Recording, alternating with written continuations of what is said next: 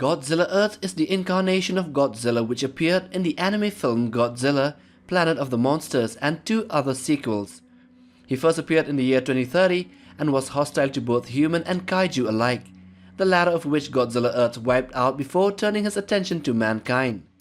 He is the first incarnation of Godzilla to appear in any animated film, and is also the largest on-screen incarnation of the character to date. Godzilla established himself as the most powerful kaiju, eliminating many of the others and resisting all of mankind's attempts to defeat him, even with the assistance of aliens.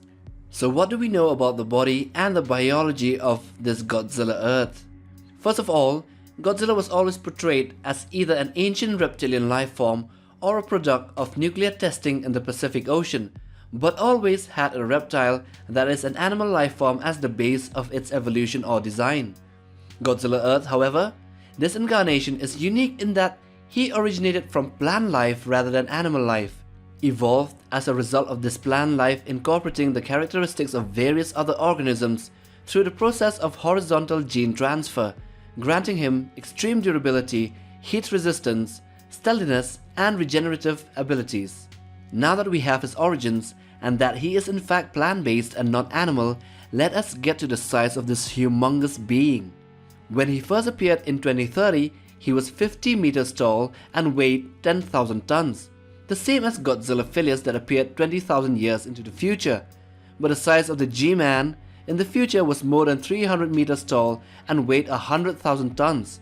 You might wonder with awe on the numbers, but he is in fact very lightweight for his height and volume. Monsterverse Godzilla 2019 was the same weight for 40% of the height and a fraction of the length and the volume. Now let's see his design. He superficially resembles the Monsterverse Godzilla with a bulky body, a thick and short neck, large arms, jagged triangular dorsal plates, and a crocodile-like head with relatively long snout. But his dorsal plates are somewhat larger relatively and more closely resemble maple leaf-shaped plates of past Godzilla incarnations. He also has a more rounded head and a thinner neck. He has rough bluish skin with a tree bark-like texture covering the entirety of his body, with his muscles visible throughout his skin and pronounced abdominal and pectoral muscles on his chest. While his feet are elongated and possess 4 claws, his tail has a rigid underside and ends with a pointed spear-like tip. Now let's dig in deep. Godzilla's body tissue is integrated with metallic muscle fibers that support his massive weight in the absence of a skeleton. Yes, Godzilla Earth doesn't have a skeleton, and this contributes to his impressive physical durability. The multi-layer foam structure of Godzilla's epidermis grants him superior heat resistance, protecting him from a nuclear attack even in the absence of his shield. We might have thought that since he was plant-based, his skin would at least resemble wood bark or something of that sort, but it seems that his cells have evolved into such an extent that he has incorporated metal into the living tissue, therefore having powerful electromagnetic abilities. Another thing, his cells possess incredible regenerative and reproductive properties, allowing them to give rise to all new species possessing Godzilla's DNA. Repeated propagation of Godzilla's cells over a period of 20,000 years created an all-new ecosystem on Earth built around Godzilla. New monsters spawned by Godzilla's cells include the Servum and Godzilla Phileas, two smaller subspecies of Godzilla that inherit many of his characteristics, including metallic flesh and the ability to produce an electromagnetic charge. The cells of the body has the capacity to absorb radio waves, making him impossible to detect using radar. So, with his cells acting as powerful electromagnets, Godzilla Earth can generate a powerful electromagnetic charge through an in vivo amplifier located inside his dorsal plates.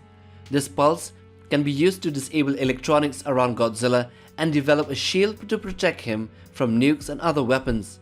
Godzilla Earth can convert excess electromagnetic energy inside of his body to concentrated heat, heating up his own body and the surrounding area to temperatures exceeding 1000 degrees centigrade.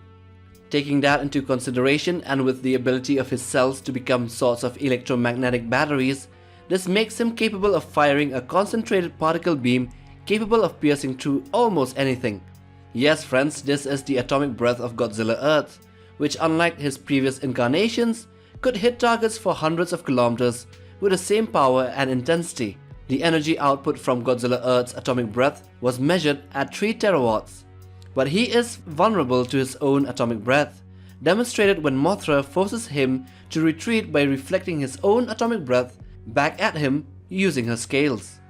Yet another fact about his body is that he constantly emits radiation, and the radiation, although barely detectable because of his dense metallic skin and probably his insides as well, the radiation lingers on for a long time in the places that he has been in, attracting many other kaiju and monsters.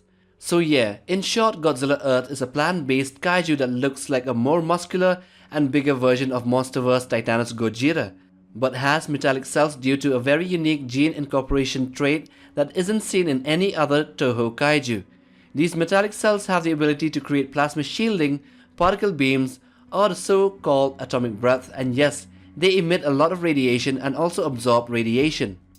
So there we go, a short and sweet intro into the biology of Godzilla Earth and his abilities. Oh, we also forgot to mention the super oscillatory wave and the plasma cutter, which are nonetheless powerful and destructive attacks using his high volume roar and tail swipe respectively. Anyway, it's been a blast. Do check our channel for other monster related content and do hit the subscribe button for more. Oh yeah, hit the notification bell as well.